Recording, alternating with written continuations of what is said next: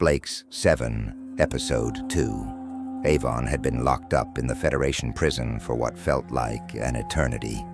The prison guards and officials had made it clear that they had no intention of ever releasing him. Avon had spent years plotting his escape, studying the layout of the prison and gathering whatever tools and resources he could get his hands on. Finally, the time had come for him to put his plan into action.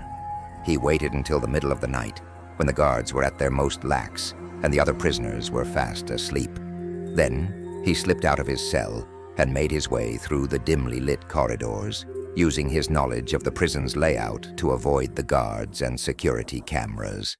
He finally reached the main gate, where he knew the security would be the tightest.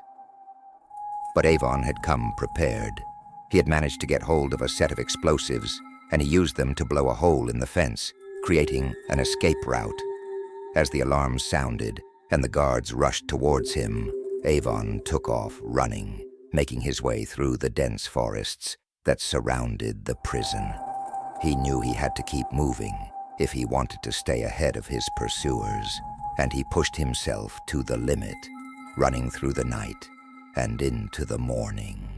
Finally, exhausted and bruised, Avon collapsed in a clearing, panting and gasping for breath.